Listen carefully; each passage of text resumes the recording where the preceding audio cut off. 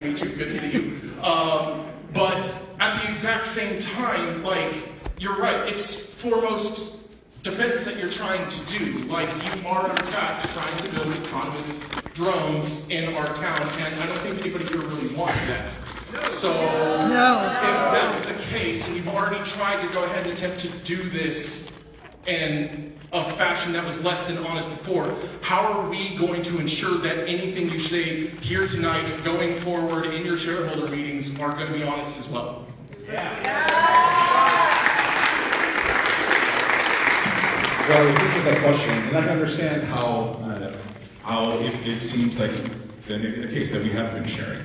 But you guys saw the process here. What we're doing and what's happened since the appeal meeting is that the city staff, the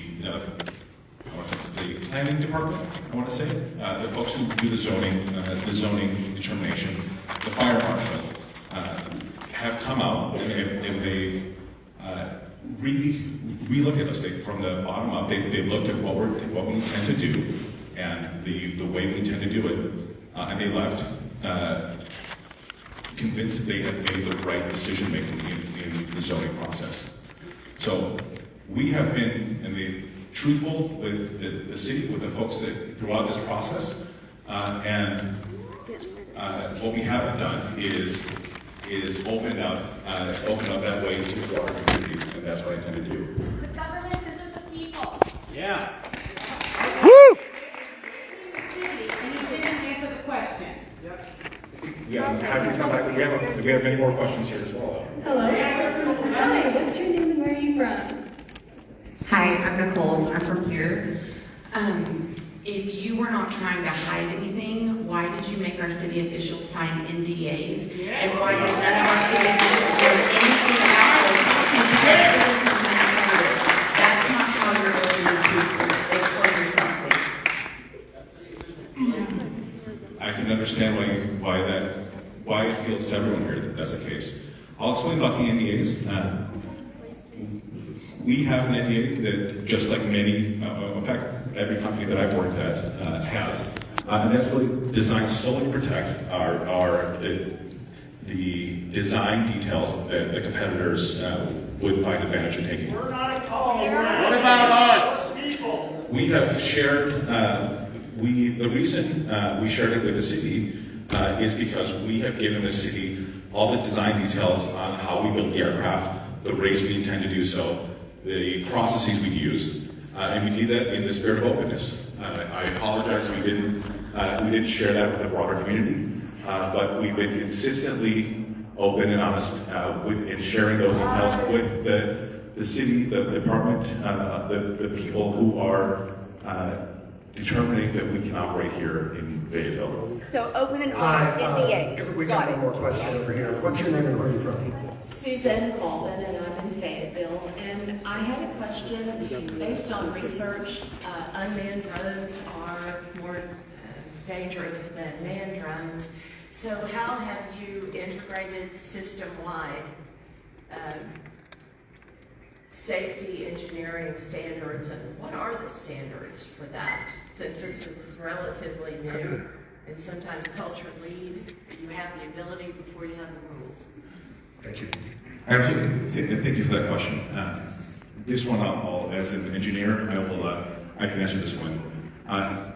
Airspace and aircraft operations are the most highly regulated industry here in the United States. So any operation of aircraft is required to have FAA certification. We can't do anything without clearance from the FAA, which will involve local input as well. So as far as safety systems, my design experience is building aircraft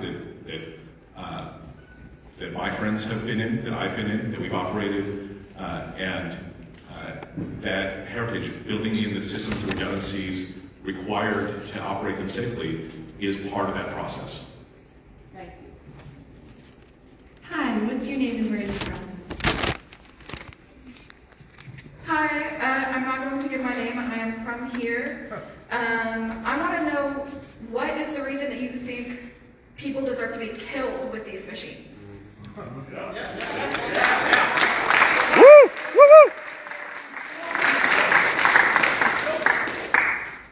I don't want these machines to kill anyone.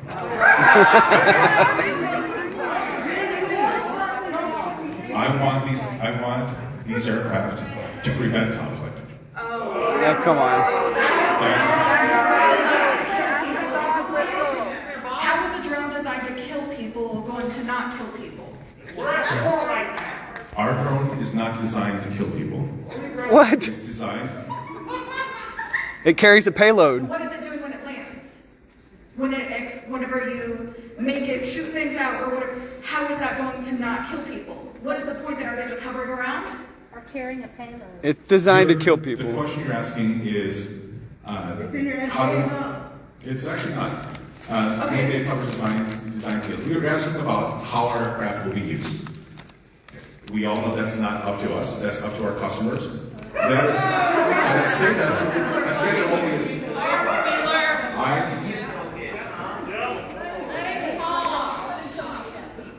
our aircraft can carry a wide variety of payloads. Yes, and some of them are weapons.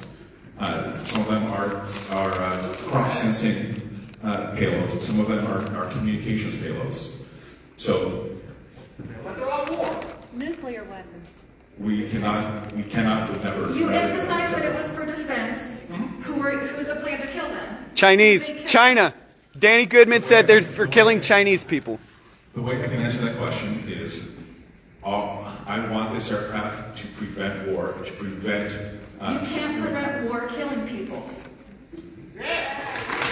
Woo! We'll agree to disagree. What I will say is, I don't want this. I want this to prevent war. I want this to stop the killing before it happens. So, I guess I'm having trouble understanding, are you, as the CEO and Swarm, committed more so to warcraft technology than human life? My job is to develop this technology, this aircraft, the ability to control them. There are many applications. Defense is absolutely one of them. There are many applications beyond that.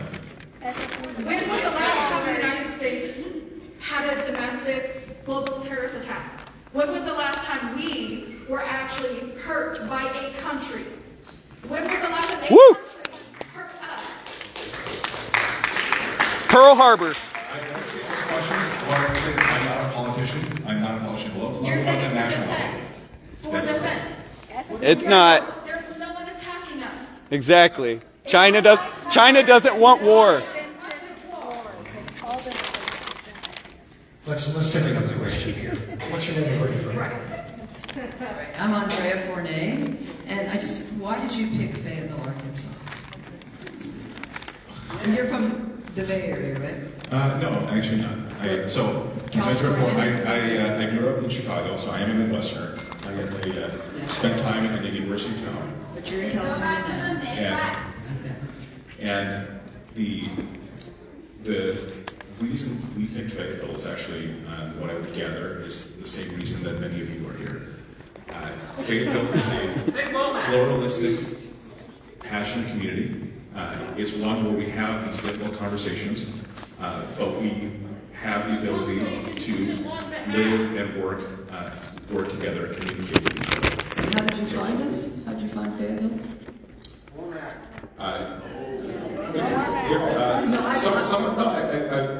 That actually. Ron Maloney. One of the answers to your questions is Congressman Womack.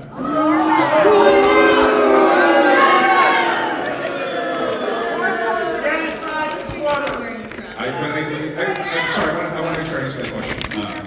But we looked around the country for a place to call home. It was suggested by Congresswoman to look at Northwest Arkansas, and I'm glad we did. The choice to come to Fayetteville, I didn't take the easy choice. I didn't go to another community. I came here because, well, I will tell you,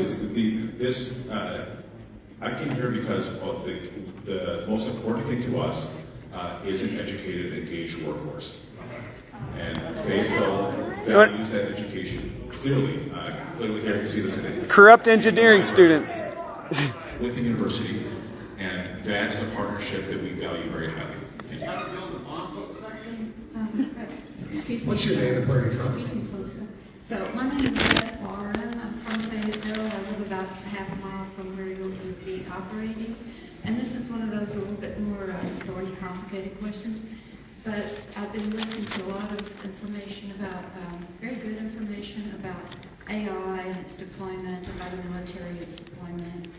And of course, we all know our Congress hasn't even gotten off the dime, hasn't done a thing at any level. And as far as I know, maybe within the military they're looking hard at this, but the ethical, moral implications of AI incorporated into tools like the ones you would be making to make autonomous decisions based on what the AI says about carrying out a defensive or offensive military operation. And I'm just wondering, within your corporate structure, within your thinking and how you're operating, is there someone that, should the government get off the dime, would engage with that, be prepared to engage with that discussion and with the community on that discussion about those moral and ethical aspects of AI?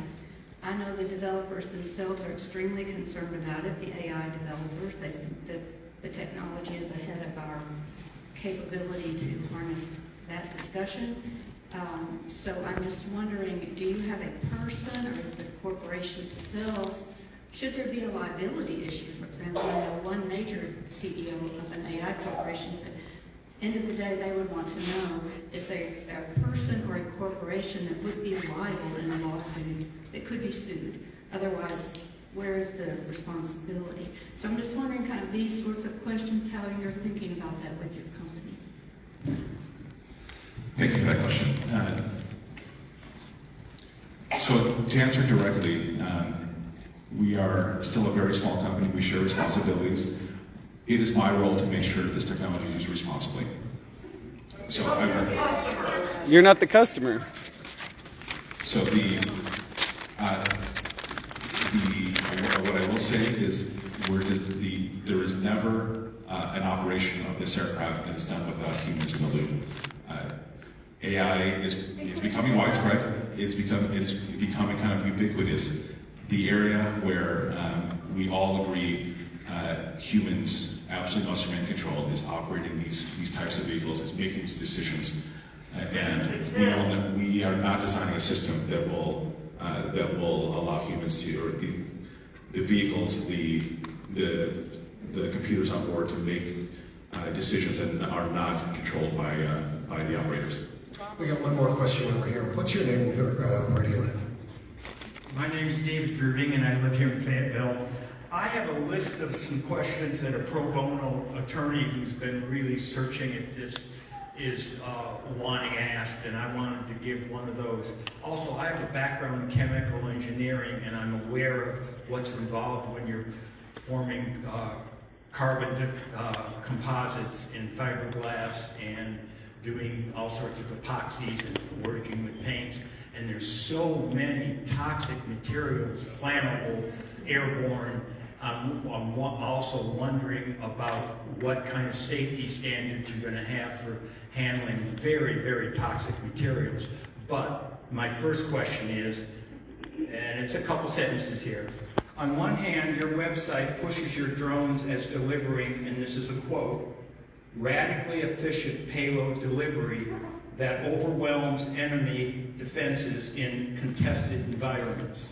Likewise, CEO Goodman told Axios that your, quote again, large swarming drones are capable of carrying missiles and electronic warfare payloads. That's not so much agricultural uses. Also, Goodman told Talk Business that a, quote, a large drone with long range also has a large payload capacity, and so we can carry basically a payload or a munition of any conventional type, end quote. On the one hand, for public consumption, you told the Board of Adjusters here, quote, "Our aircraft, like any aircraft, are built to carry payloads of a variety of types. We do not manufacture or decide on those payloads," which you said. And that's end quote. So, in conclusion, on one hand, we have a sales pitch.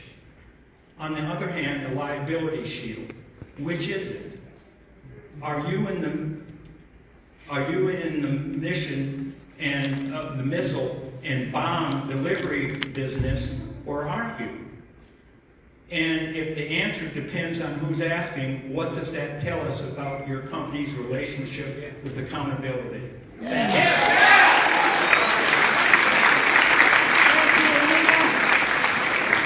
So I want to address actually the first question you posed. I think that's one that actually there has been a lot of questions and I would say misinformation about. So as part of this process of our original business license review and then again the follow-up after the appeal, we have worked with the fire chief and presented the chemicals that we'll be using in our process. And receive and have a conversation about whether that fits into the business unit use case. And the fire chief is in agreement that they do. We will operate all of these, everything we handle, we will operate with full compliance with local, state, and federal law. And just as we do today in California, we use we build these composite structures. We use these chemicals in a very, just as that crossing are to build composite bikes, surfboards, and other composite carbon fiber structures. We are no different in that aspect, and we are no different in how we comply with the law in doing so. So are you going to have airborne alarms that go off for the neighbors that are, I think, fairly close to you? There's people here that live right next to you. So will you have alarms that go off if there's an airborne toxic release? We don't use any chemicals that could trigger an airborne toxic release in that manner. Even in a fire, or a fire? We have complied with and will continue to comply with the safety data sheet recommendations and local, state, and federal law on handling of these chemicals. Can I we assume that doesn't include an alarm system for the neighborhood? If that's required, or if that's, I worked with composites for decades in all aspects of things, and I've never come across a system like that required because it does. The Ford Motor Company where I work, they have airborne, especially when you're in a residential area that there's people very close to you living in homes and in other businesses. We'll comply with everything that we're asked to do. Yeah. Everything we're asked to do by. So to answer your question, we are designing an aircraft that can carry payloads long ranges. Some of those payloads absolutely will be capable of carrying munitions, carrying defense payloads. I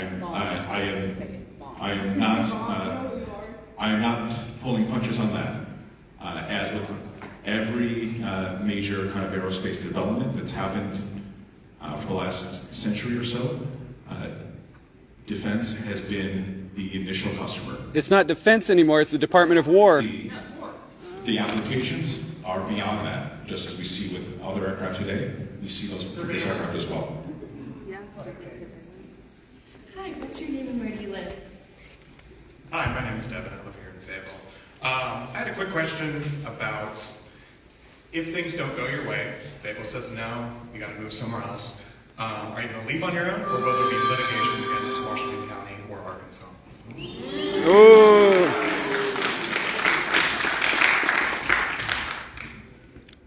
To answer your question, I believe we have done everything. We've complied with the law in every aspect of our application. And yes or no? I am not. I believe that the city council will rule that we are compliant with the law. It was light industrial. What about grain production is light industrial? You had 2.5 years to change the zoning. And now that we found it out, and it's not light industrial, now that we're having this conversation, it doesn't seem very honest to me. Yeah.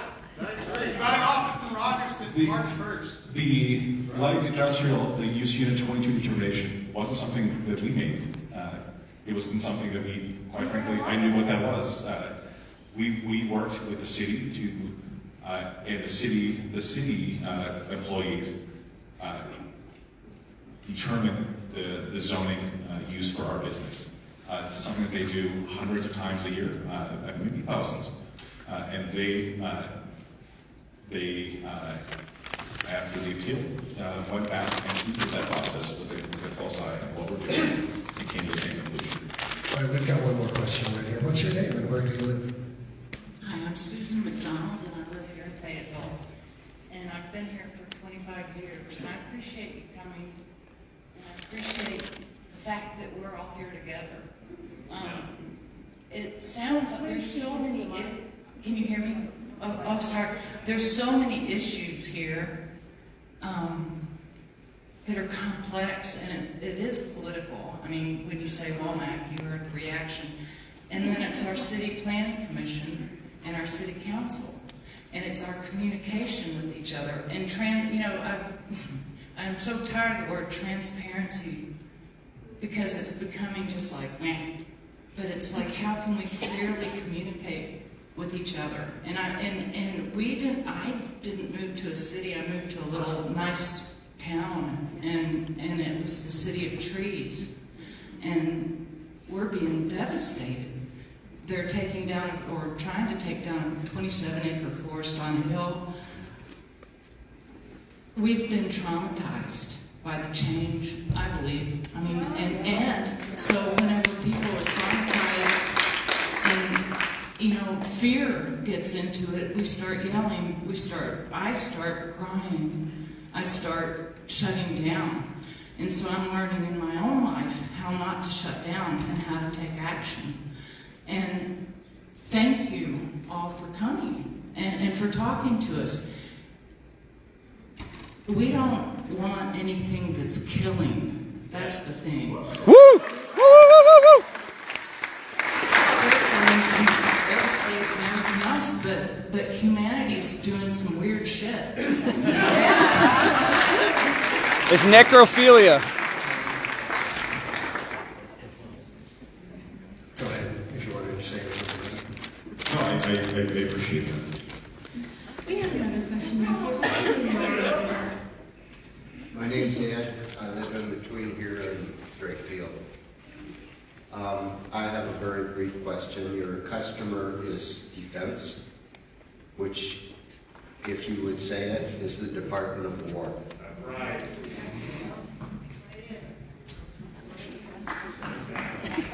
Your question, but yes.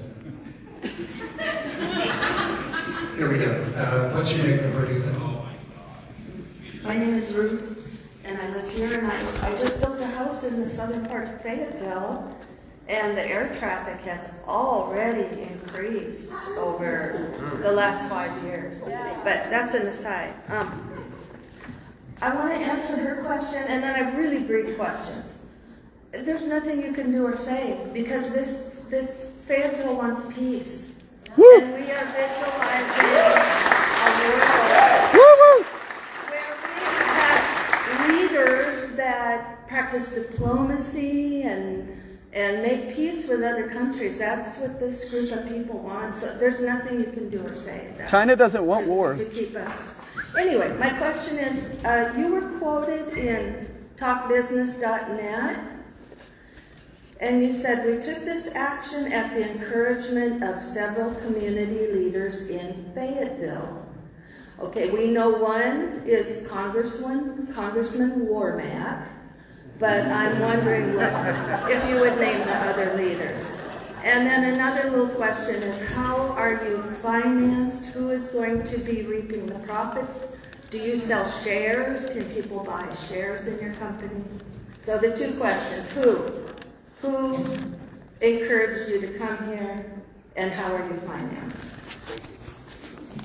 Absolutely. Thank you for those questions. I'll start with the first one. So, what I will say is Fayetteville, just like every community across the country, has economic development commissions, has chambers of commerce, has folks who their interest is in promoting the community with high-paying jobs. And It's not Walmart. yes, it is money. It's money that flows back in the community. It's money that flows into local businesses and restaurants. And these are high-paying jobs. And How many? How many? Who? Name them. Name them.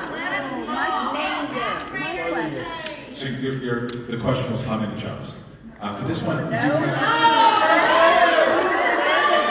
The leaders who brought you here. You're right. I was Name distracted. them. My apologies. Who encouraged you besides Warmack? I don't have the names, but we. You're lying. Who's been lying? You continue to lie. It's- You know exactly who brought you It's here. Ron Maloney. Ron.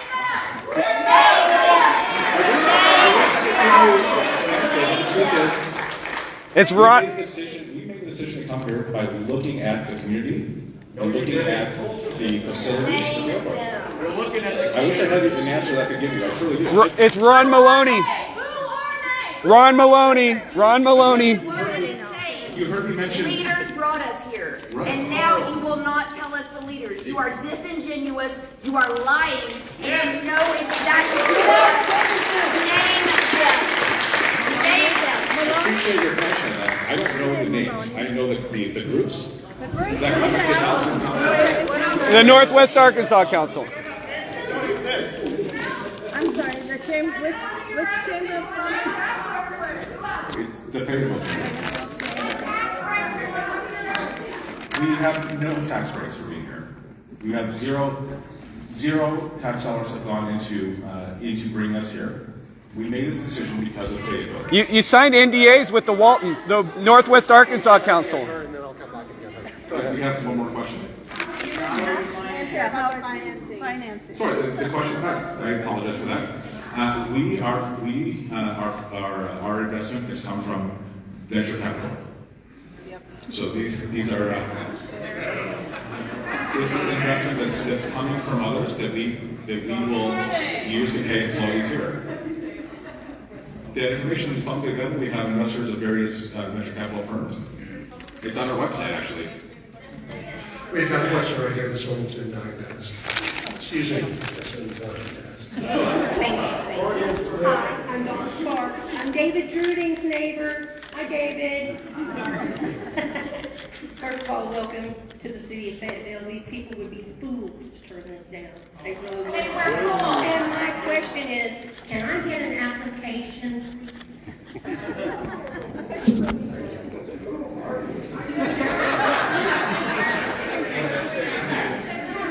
What's your name and where are you from? My name is Cynthia and I live here. I just want to know, where will you get your profit from? You're asking where? How will you profit? Who will pay you? We will sell our craft. I'm sorry? We will sell our craft. Our first To customer. whom? Okay, let me make it small. How will you profit with your defense drones? Who will pay you? Who will you contract with? So let me make sure I understand the question. You're saying It's easy. Well, then I'll give you an easy answer. Our initial customer, our first customer, we expect to be the Department of War. Yes. And so why would the Department of War need to buy your things, your drones? Maybe I don't fully understand the question. You're saying why? Why would they need to buy your defense drones? We are building a needed capability. To kill Now you explain Lebanese. what is Chinese. To kill Lebanese people. Iranians. Chinese. Palestinians. Lots of babies. Where does it end? Who's not worth killing? Could cause nuclear war. I want these vehicles to prevent those conflicts. Okay, so here's the thing. I am 70 years there have been a lot of wars in my lifetime. Not a single fucking one has been defense. Woo! Woo! Woo! Korea, none of those people have come in this country for us to have to defend. These are for you to make money, and in the end, to get profit, there has to be war. Yep. And Steve Womack profits because he gets money from all of the military-industrial complex people. So you're profiting off of war, off of death.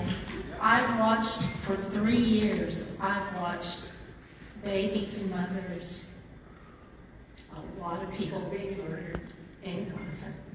I honeymooned in Iran in 2018, and now I'm watching that. So is that what you want to do? David Drugan's neighbor? Oh, yes, my name is Dawn Sparks. So you want to go kill, you want things to kill people? You laugh about murder? I'm not laughing about it. Iranians are being murdered right now. Profit. Really? Yes. No. 160 schoolgirls. 160 schoolgirls were murdered. I will be complicit. All of us who pay taxes for your products to kill people all over the world, not defensive. You're a defense guy, but we've not had a defensive war since World War II, since Pearl Harbor. No one has come after us. I know you and Womack has put fear in our hearts that they're coming to get us here in the U.S. Well, no, they're not. It's a bunch of lies. We've got another comment over here. What's your name? My name is Gary, and I've lived in Arkansas for my whole life, originally from Goshen, when it was meth housing. Oh, we call it meth housing. But I live in Fayetteville now, and I live very, very close to your facility. And I have a question about the appeal, but I do think I appreciate your childlike fascination with planes, but I think this kind of stinks like a data center. I know it's not a data center, it stinks like a paper mill, it stinks like a slaughterhouse. I'd probably rather have any kind of other facility. The only facilities worse than your facility would probably be those maybe a copper mine. But I want to know why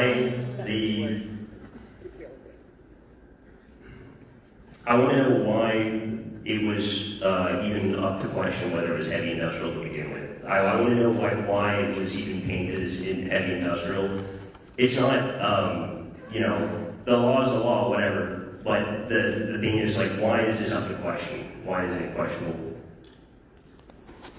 So your question is, why was it labeled heavy industrial? Sorry for the long-winded question. Light industrial. Why was it labeled light? Okay, why was it labeled light industrial as opposed to? It wasn't the. If you knew that they were big enough to hold bombs, then why did you let them label it as light industrial? So I appreciate this question. I'm taking the opportunity to clear up this information. Actually, I have one question to clarify. One question. The appeal is because was it originally because you classified this as heavy industrial? It was classified by the city as heavy industrial, or As light. Light. Classified by light? But it's not Okay. So it should be heavy industrial. Yes. Yes. It should be no. Yeah. Okay. Sorry. I apologize. I live very close. I came to get information today, but at the same time, why is it light industrial, not heavy industrial? You're casting plastics. I assume you're casting I've seen the drone. I know the size of the drone. It's very similar to the Iranian drones, the lawnmower drones that are very slow and carry bombs around. We were trying to make the equivalent of those. It seems cheap, Toyota, general purpose drones. So what? So if I understand your question, it's why were we? Why were you labeled? Why is it up to question that you're that are light industrial? I appreciate that question because this is, I think, one that's core to the concerns a lot of folks have around the zoning. First of all, we didn't make any zoning classification. That's done by the professionals in the city. Okay. So why did they change their minds? So the professionals at the city planning department who do zoning and do this day in, day out for hundreds of thousands of businesses a year, they had a determination. They had another look. Well, they had the original determination, and an appeal was made to the Board of Adjustment. Okay. The Board of Adjustment consists of a group of folks who have general expertise in the community. They're not zoning, they're not zoning experts. They upheld the appeal in saying there were questions. They had questions on the way the zoning determination was made. Okay. And what were their questions? Were they formalized in a way that you can read them back? I don't have. Or is that the purpose of this meeting? It was I welcome anyone to go review the video from the Board of Adjustment meeting. It was about 3.5 hours worth of conversations. And the questions are surrounding a few things. One is traffic and intensity of the operation. So they came out and reviewed how much activity would happen. It turns out it's actually fewer trucks, less traffic than if there would be, say, a warehouse in that facility. They looked at the types of operations that verified how we build composite structures, and verified that fits correctly within the light industrial categorization. Light industrial is not, and this is all things that I've learned as part of this process. Light industrial refers to how things are produced there, the impact to the community. And the determination was the impact to our community is low enough that's consistent with those the standards set for light industrial. All right. Thank you. All right, we have a question right here. What's your name and where are you from? Hi, my name is Katie. I am a resident of Fayetteville.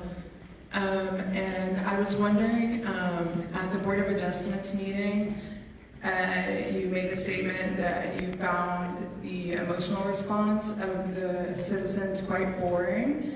And I'm wondering if you still feel that same way, and if you... Sorry, was the word you said boring? The word you said was boring? Yes. So let me correct that. I would say the technical issue, the zoning determination is the boring issue. The process is typically a very boring one. It's one with, like I said, the professionals do day in, day out. What I did not do, and this is what I'm here to correct, is understand the broader community impact and what our lack of engagement engendered, and the questions and the misinformation and the ability for the community to share your voices like you're doing tonight. This is not, so to me, and that's what I'm trying to fix. This person over here had a question earlier than asked you, I'm sorry. Here you go. What's your name and where do you live? Hello, my name is Brett. I'm born and raised in Fayetteville. My question tonight was just wondering if you could go on record and promise that no swarm drone manufactured here in Fayetteville will ever kill a baby.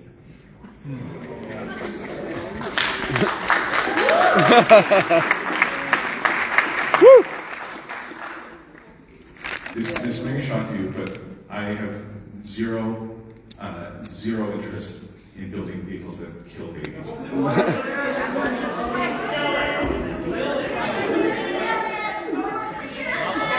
All the other drones kill babies. But how would you feel if that were to happen? Question right here. What's your name and where are you from? Thank you. All right. I have the microphone. I'm Mark Graff. I live in Fayetteville. Welcome to Fayetteville.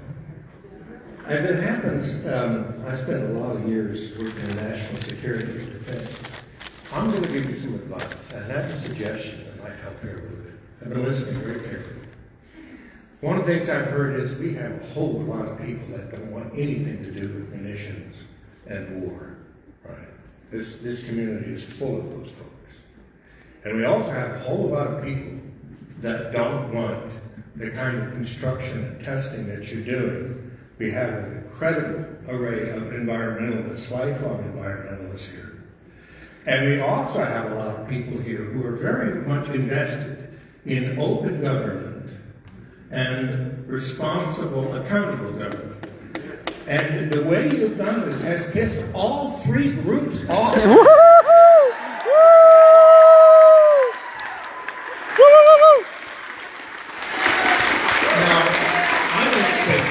As somebody with a background in your field, I don't think this is going to work out for you. But I have a suggestion. Hold on, I have the microphone. I have a suggestion. I think the only way for this, you need to understand something about the building that you're in. This library, it used to be a little library. I lived down the street from the old library. This community built a beautiful big library. And it was a treasure for the community and for the state and for the country. And then people said, we want more. We want more out of a library. And this community spent, now get this, 4.5 years talking about what do we want a library for, and what should it look like, and who should be able to use it, and how big should the building be. And they asked the community for years for suggestions.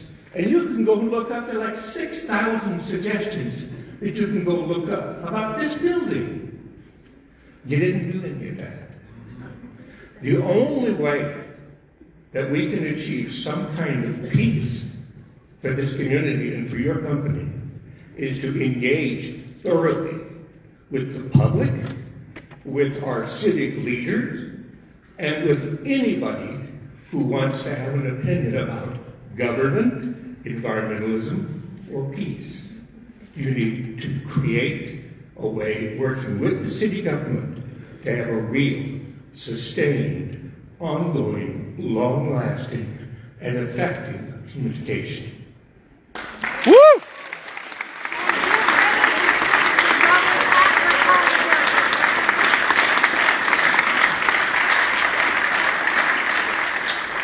Thank you. I appreciate that and I agree with you. And we're trying, tonight is about doing that. All right, this guy's had his arm up forever. I admire his shoulder strength. Here you go. What's your name and where do you live? My name is Noah. I'm a resident of Washington County, and just kind of a little food for thought. How much do we invest nationally into our defense? What, about $1 trillion? Okay.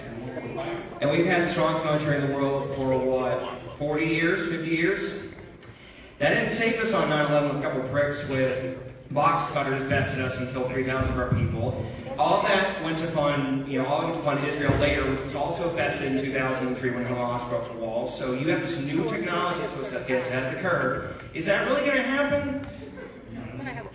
I mean, we've been the top military forever, and now we're getting bested by Iran, and the Strait of Hormuz is still closed. So when you say, well, this is, so your intention is to create this technology to get us ahead of the curve and to help us keep up. Is it really going to do that?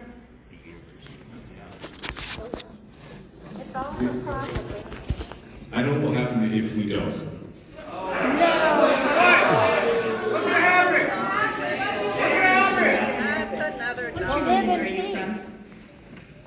My name is Al, and I'm a longtime resident of Fayetteville. I would like to start with a quick remark because you mentioned that Congressman Womack wanted you to take a look at this area. I think that's kind of interesting because that's something that he won't do.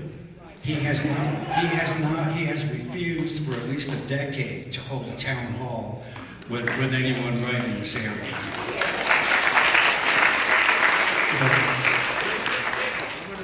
That's not my main concern. My concern, and you mentioned defense, and I agree that we have to be able to defend ourselves. We have to have the same stuff that a foreign power would have if they were coming after us. But that's not what we're doing now. We're blowing up fishing boats in the Caribbean and in the East Pacific. And this is in violation of maritime law and international law without any evidence that these people being presented that these people are doing anything wrong. We are currently fighting a war with Iran, and we're already threatening Cuba, threatening Colombia.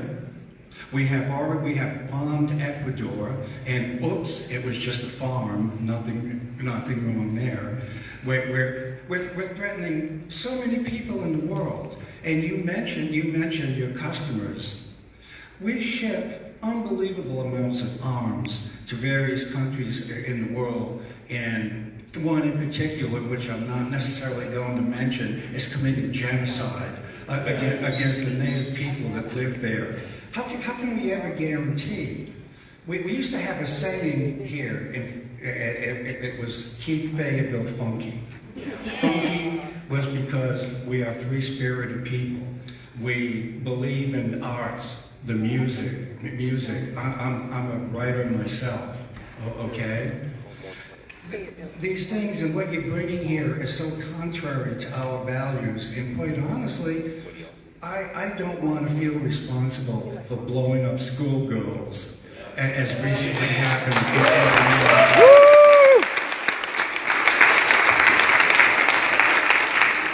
So anyway, basically, that's it. We are not defending ourselves. We are attacking everybody and threatening everybody. I even heard this afternoon on NPR that we're threatening Austria now. I have a friend who goes to Austria. We're flying in their airspace and harassing them. This has to stop. This has to stop. And, well, that's all I can say about this. Thank you.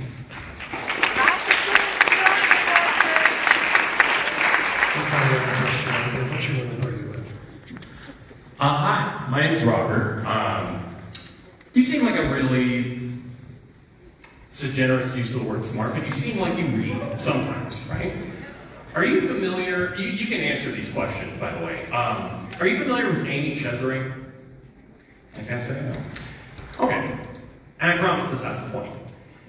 So, Amy Cesare is an African post-colonial theorist who wrote an essay called The Theory of the Imperial Boomerang. Are you familiar with that term? I can't say it. Okay, so I'll break this down for you. So the idea behind that theory is that once an imperial power expands its imperial reach to, say, colonized countries, countries that lie in the colonial periphery, eventually the boomerang comes back and hits us.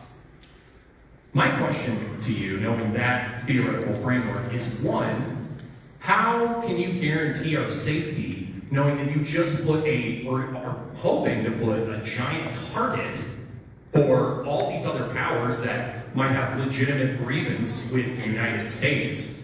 How can you guarantee our safety in that?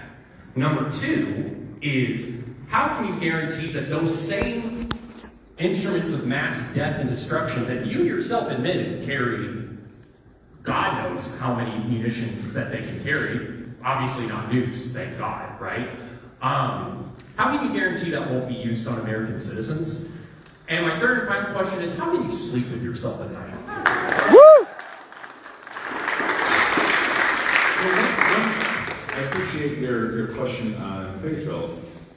One of the things that I've learned as part of this process is there are 65 companies operating in Fayetteville today that have defense contracts. So we're not the first to do it. We don't want to. So I don't think we're materially changing the risk for Fayetteville. All right, we have a question right here. What's your name? Yeah, what about, can you answer my other question? please? Sure. I remember the last question. It's how do I sleep at night? And quite frankly, I believe in the work that I'm doing, and I believe in the work that my team is doing, and the fact that we're building this capability that's needed here. Now what? You have to do what? You have a question, The others loud their hands, deep down, even if you don't. What's your name? Oh, what? Hey, how's it going? My name's Luke. I live here in Fayetteville.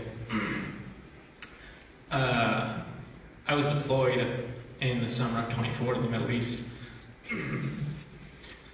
And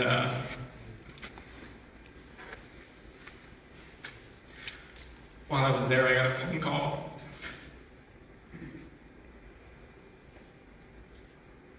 that a Garan 2 drone had destroyed my father's home in Sumy, Ukraine. He was volunteering there to teach combat first aid to the Ukrainian military. My question is, have you ever faced what your work does? Do you know? Have you ever gotten a phone call about what you do and the results and the impacts that it has on people's lives?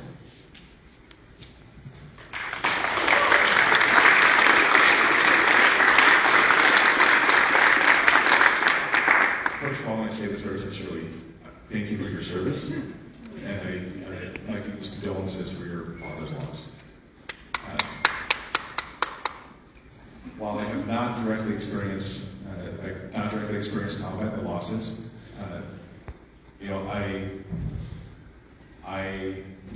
this actually isn't a question that I'm quick to answer. What I want to do is hand this off to Mike, who can talk about that and how. Yeah. Dude, my heart's beating just like yours is right now. I was a Marine for 20 years. I was a pilot. My best friend was in war in the Middle East in 2014. On his way back through the UK, he flew up into the clouds. His navigation system just flipped on him, and he flew into the ground and lost his life. That was a person. His name was Major Taj Serene. That was a person who was all about bringing people together, no matter who you were, no matter what race, religion, your political persuasion, whatever. So when I lost him, likely much like when you lost your father, it changed the rest of my life. And it changed my view on what we're here to do. I will tell you, and I tell you this personally, for me, we need more people like that bring people together, no matter who they are, no matter what they believe. Those are my values, is what I'll say personally. And I think the point here is that this company is made up of a lot of different people with a lot of different backgrounds. I can obviously go into more with myself, but I just want to acknowledge your question, your loss, and how important that question is, and how important the gravity of some of these subjects are. We clearly disagree on some of them, but this is incredibly important to have this open and honest conversation. I think you will find that there are people in this company, myself included, that we don't disagree with everything that's being said here tonight. And I want you guys to know that. Quit your job. If you disagree, quit your job.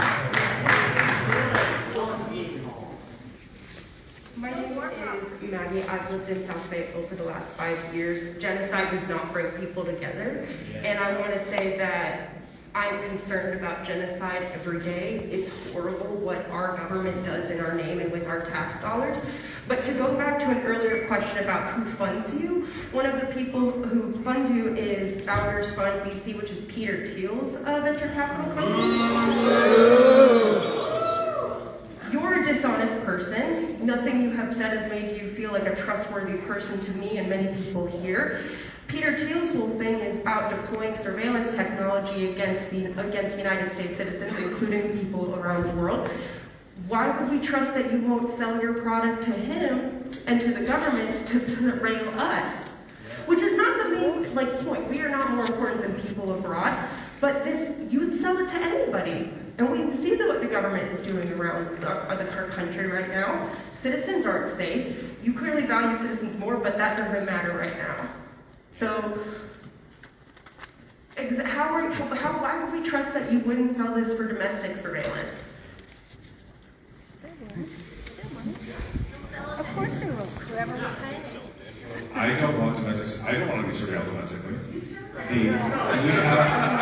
Our country is a nation of laws, and our expectation, and we all do this together, is to hold our elected leaders accountable. We have a question right here. My name is Edward. I've lived in Fayetteville for 45 years. Throughout my adult life, I've watched the military-industrial complex grow, and the expenditures, while people are homeless on every corner, just keeps increasing. It hasn't brought us peace, and and drone warfare is expanding, and we're killing more people around the world.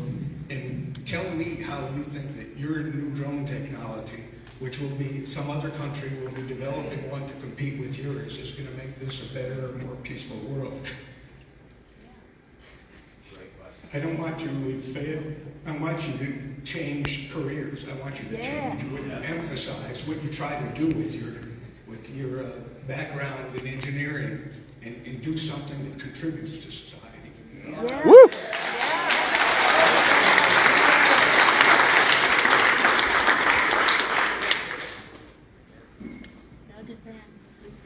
Why don't we go ahead and take your question? Go ahead. What's your name and where do you live?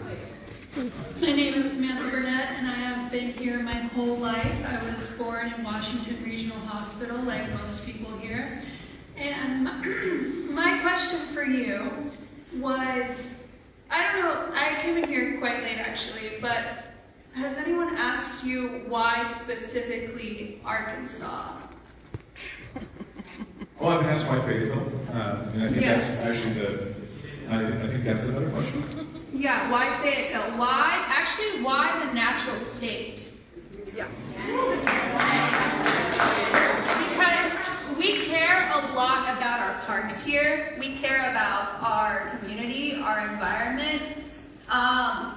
And earlier you said that the chemicals that you were working with were non-lethal, which is a lie. We know that if you're working with explosives, there is a non-zero chance that something can go wrong.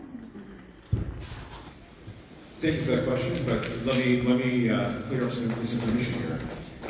We are not working with any explosives. You said ammunition. There are no explosives anywhere in our facility. Your website disagrees with you. Also, why are you here and why are you being funded here when we have an increasing unhoused population? We can't even feed and clothe and house our own people here? And you want to come here? Why are you here? Aerospace is the #1 export in the state of Arkansas. Yeah, War profiteers. Actually, can I ask you another question? Please. That's what we're here for. Are you familiar with the book A Silent Spring? I am. Okay. Are you familiar with DDT? I know what it is. Okay. Since you have had your chemicals approved for this area, do you know what they also did with DDT back in the 60s and 70s? I am familiar with that, yes.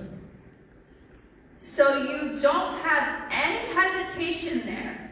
You believe 100% that the things you are working with are safe to have in residential areas. So if I understand DDT correctly, is pesticide applied to crop fields? Yes, and we thought it was 100% safe. Certainly, we're not applying chemicals anywhere outside of our facility. Can you name the chemicals that you work with? I can. Okay, go ahead. So I've got an email that I can pull up here that I just sent to to the fire marshal. So if you give me a second here, I can find that out. So, but to answer your question, I do want to answer one of your other questions while I'm doing so, and it's why are we here? Yes. So, the parks, the beauty of Fayetteville, of Arkansas, is something we value just like the folks that are here value. It's this community, the ability to have these conversations, the value that Fayetteville places on education as a university town. Those are all the things that attract us, just like it has you. So money. Okay, so essentially, another question I have for you. I come from a military family.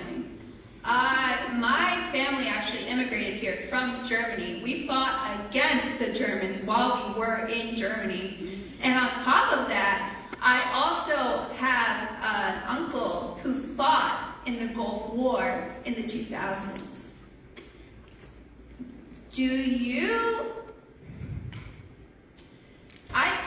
I get a little emotional talking about this. He has never, ever been the same, and he was the one hurting other people. There is the cognitive dissonance that you have in the way you're talking to us. It's also, you're weaponizing our emotions. You're weaponizing your own emotions. And how can we trust you? Why should we believe anything you say? We don't know. My mom was born on the Misawa Naval Base in Japan, and my grandma served in the Navy for most of her formative years until she was about 25. She was deployed because she had my mom. I know military, and I know what it does to people. And I just don't know if you're aware that we know. Like, I'm sorry, I'm a little... I came after work as a teacher, okay, to come here. So,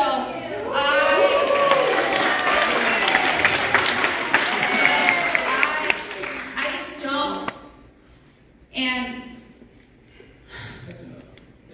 Hey, don't silence her. Don't have the mic. Nobody asked you. Yeah, do you have family in the military? I do not. Okay, also my uncle, he was also in the Navy, and he's a defense contractor as well. He actually works in Nebraska with an independent company, and he would disagree with what you're doing right here because this is not. Okay. Okay. No, ever. I don't. No. Yeah.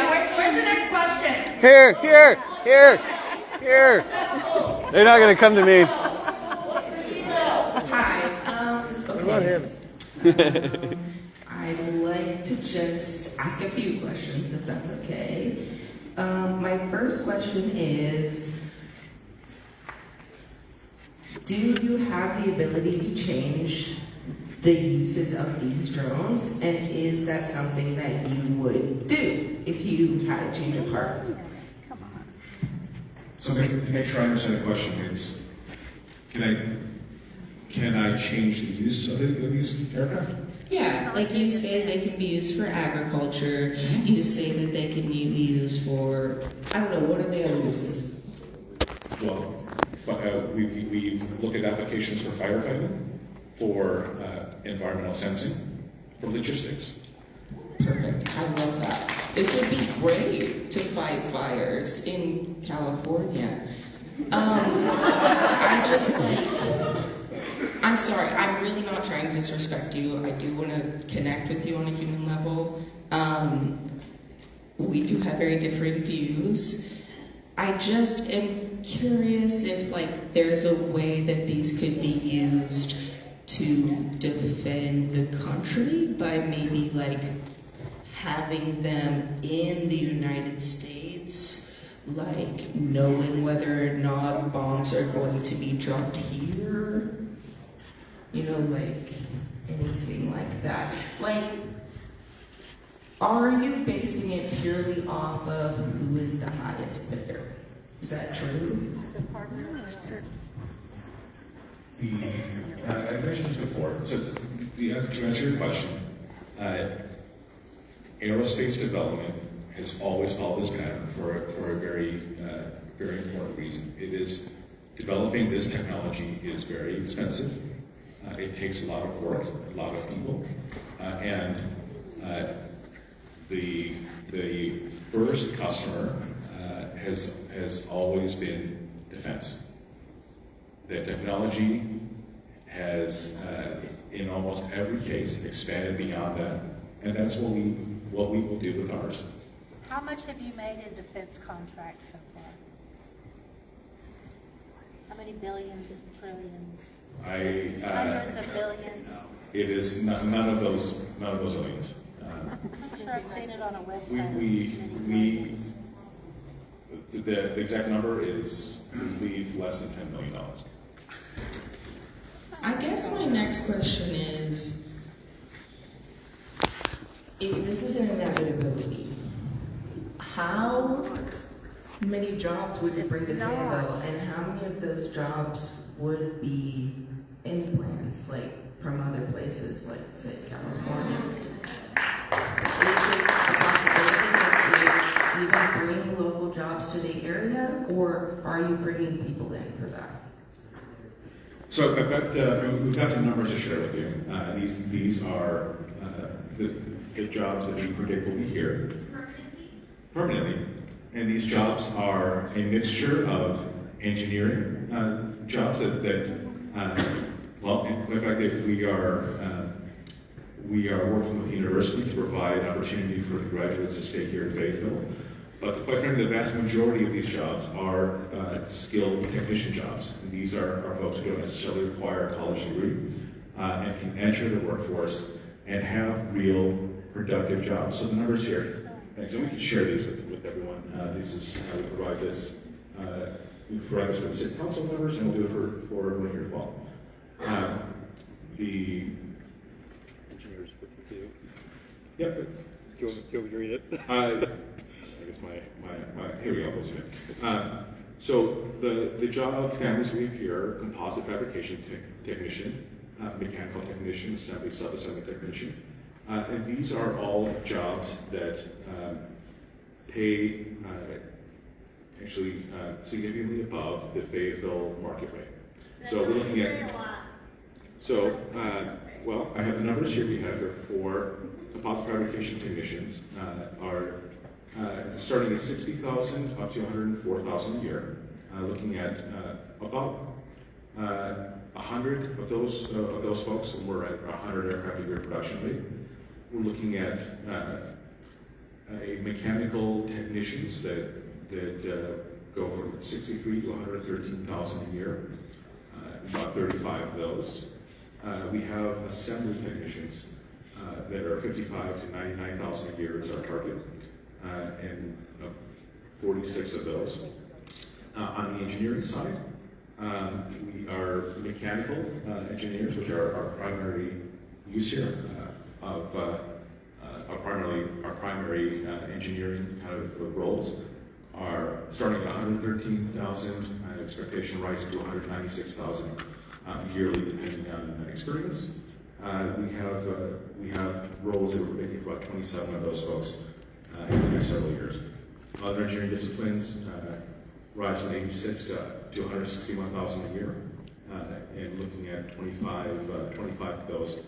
And these are at the 100 aircraft a year rate we eventually intend to get to. So like all for war. 300 jobs. We would like to grow past that. Also And killing. is over 3,000. But, okay. So the number, the total numbers we're looking at the 100 aircraft a year eventual target, 343 jobs, and rising past that if we're able to do so. These are. I have just one more thing to say, and then I'll pass it on to the next person. I just ask of you to maybe think of more creative ways for these drones to be used. I just I see you, you seem like a nice guy. And I just really would love to see some research on the side so that we can understand better ways to use these other than continuing the military industrial complex that is going to just continue to breed more things and continue to kill people. It's just the way it is. I just encourage you to think more broadly, expand more broadly about how we can use these to help the collection. That's all.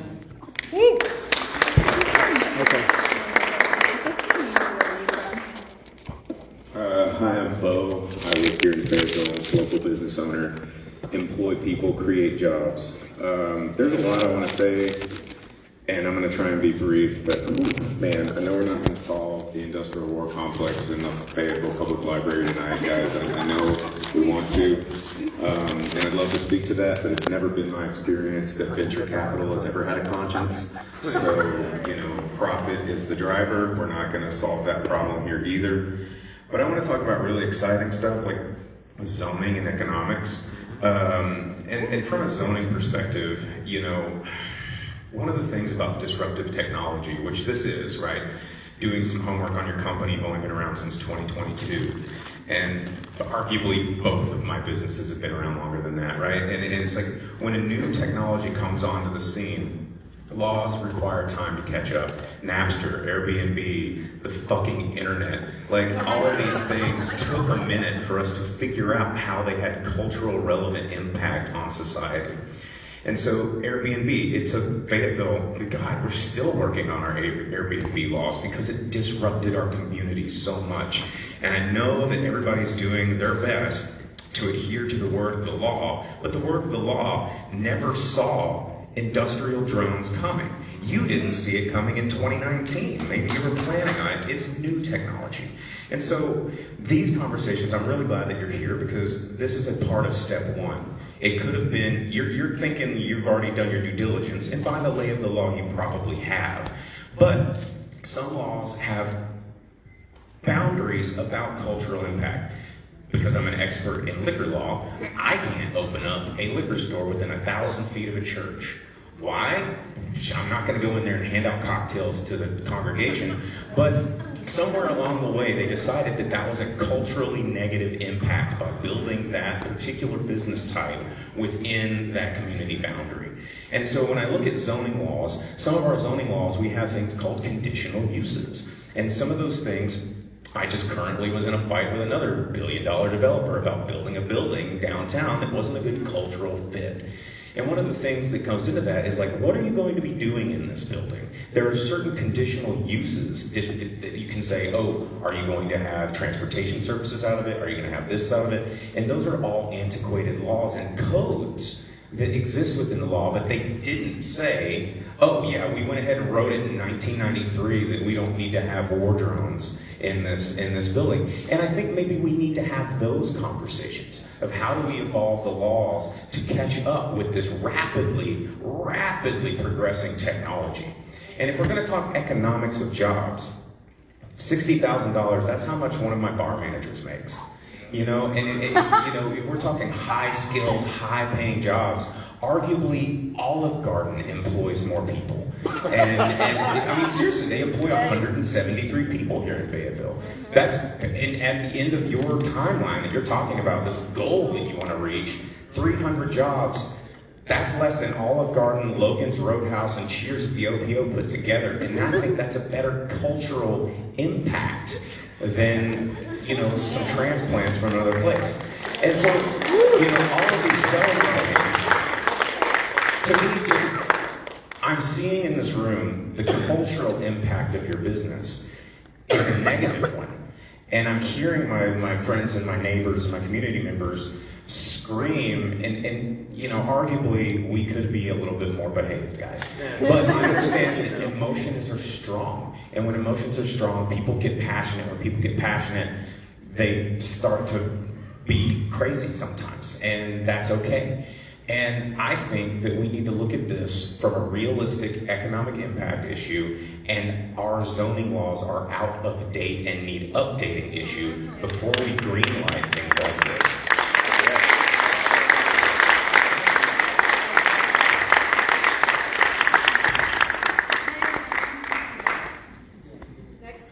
I will say that you pay your employees above the average, and good for you. Yes. The other thing, point I'll address is, I don't want to bring people into these jobs. I want these jobs to go to people in Fayetteville. That's why we're here.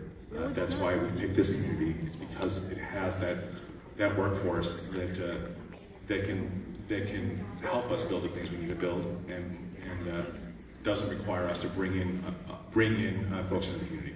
How many of those jobs are entry level? Sorry, I heard a question shot about, but. Hi, I'm over here. Sorry. Hello, my name is Kendra. I've lived in Northwest Arkansas my whole life, and I was a little bit confused about some of the answers you gave earlier. So I just wanted to ask a couple of clarifying questions about your governance and your corporate structure. I figured that might be a little bit more your speed, since, you know, bless your sweet heart, you're getting eaten alive out here. So, I thought I would throw you one that I expect a straight answer on, because I know you can give me one, okay? So, you stated that your drones are autonomous, right? That's part of the sales. Sorry, I missed that question. Your drones are autonomous, yes or no? Correct. So when you stated earlier that there is always a human in the loop, what does that mean? Yeah. So, UAS, unmanned autonomous systems, cover a wide variety of ways they can be operated. The way we're designing the aircraft is that there was always a human making decisions on the aircraft control and operation. So define autonomous then. Well, the way we are developing the technology, a human directs the aircraft to go where it needs to go, and not necessarily operating the control surfaces as a traditional pilot would. So they are not manned, and they are not autonomous fully, is what you're saying. Or are they? That is a definition of autonomous. Yes, that is correct. Okay. Thank you for answering that question, because my follow-up question to that is that when asked earlier about the governance and who is implementing controls over this process, right? And who would be liable, for example, if one of these autonomous processes failed. You know, say the autopilot fails and a drone falls out of the fly and squishes someone, okay? So who's responsible for that at your company? Because earlier you stated it was you, and I kind of doubt that's the case, and if it is, you should talk to your lawyers. What range are they being flown over? What area? So let me answer her question, and then I'll come back to that. So your question is, what is the legal liability? I believe, am I understanding that correctly? If these drones cause damage or injury or death? Not only that, but who is establishing the controls over the usage of this software and the functionality and quality of it? So any aircraft operated either in the U.S. airspace system or operated by U.S. entities has to go through a certification process. That certification process assesses the quality, the reliability of the systems, and the development processes. So who at your company is responsible for that? Ultimately me. But we have a director of certification, and their role is to work with the regulating bodies to show compliance, to show that we've followed the processes set forth for designing and building of the aircraft. Does that answer your question? Sort of. Okay. So, if, for example, something did go wrong, who is responsible? Because 3 times now you said you are responsible. So if your drone is, faulty, right, because it's yours at this point, you're responsible for it. I can sue you if a drone comes and squishes my cat. Don't you have insurance? For my cat? No, I can afford that. I live in Fayetteville. What are you talking about?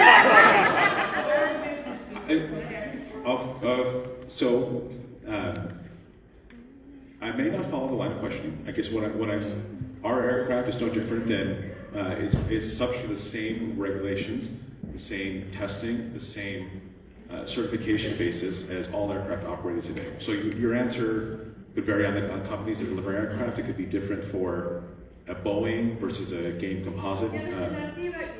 I'm asking specifically because we have autonomous systems that are being developed here, right, that theoretically are to some degree subject to human oversight, but not really. So if a drone fails, depending on the way it fails, there's not always a person that is going to be able to stop it, correct or not? That is not correct. Okay. We're designing our systems so that the ultimate control will always be up to the humans. So you're designing systems that can't fail possibly at all ever? That's amazing. I want to get in on that. Like, I'm not trying to be rude, but you need to design your system with the understanding that it will fail. Because it will. Absolutely. The process. And what you just told me is not that. You're contradicting yourself for the 15th time tonight, and it's frankly a little bit frustrating for me and everybody else in this room. I'm not trying to be rude. But I am. And it needs to be said. I don't think you're being rude, and I apologize if I'm frustrating folks, because I've been at this for a few hours now. But I do want to answer your questions. The certification process requires a level of reliability of each and every system on the aircraft. That's the same process that's used for a 737, that's the same process that's used for a Game Bird, it's the same process that's used for the business jets that operate out of Drake Field today. Where are you testing?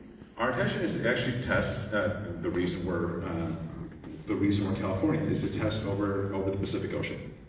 So how will they get off of Drake Field? The aircraft, once we go through the testing and development process out in California, the production of the aircraft will be our hope is the final assembly will be at Drake Field. The aircraft will complete ground testing there, and the aircraft will depart from Drake Field to the customer delivery site. Isn't that a test? And here, they're built in California? California is where we're doing the design and development testing. It's a multi-year, very involved testing process. Make one on Drake Field. How does it get from Drake Field to wherever your customer? To Israel. To wherever your customer is. How does it get to California for testing? Is it just untested and it's going to fly over our houses? Thanks for that question. I want to clarify that. The prototype of the aircraft, the experimental aircraft that we develop, will happen in California. Will be tested over the ocean because that's what you do with experimental aircraft. The aircraft that we will eventually build and hopefully here at Fayetteville will have gone through the certification process. They will be production aircraft. How do they get out of your business to the customer? Are they flying? They just like the other aircraft operating on Drake Field today, they will fly there. How loud are they? These aircraft are quieter than many of the aircraft that operate Drake Field today. How many decibels? Well below. Sorry, I don't have a number for you. Because we have not yet built it. The aircraft will be below the limits set for aircraft operating at Drake Field today. and it's, What and is it's that quieter limit? than. So are they manned leaving here? No, they're unmanned. No. I have a question right here. What's your name and where are you from? Simple yes or no question for you. In this year alone, government weapons have already killed 2 U.S. citizens in Alex Purdy and Renee Good. Can you promise us that your drones won't be used to kill U.S. citizens the way Renee Good and Alex Purdy were killed?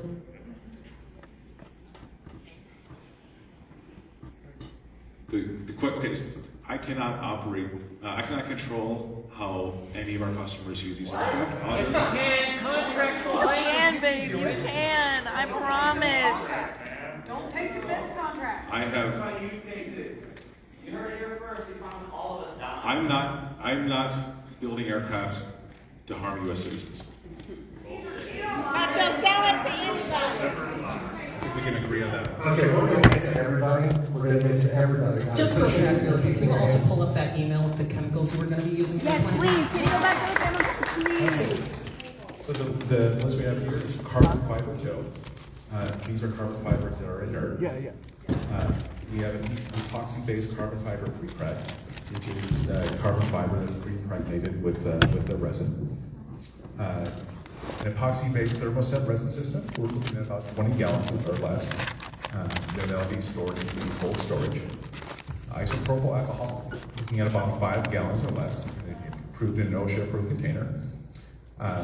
We have 5 gallons or less of methyl ketone, MEK. This is used as an industrial solvent used to clean things. That's MEK. Urethane-based paints. These are paints that are used, as I'm sure we're all familiar. And 20 gallons or less of epoxy-based industrial glues. So this list is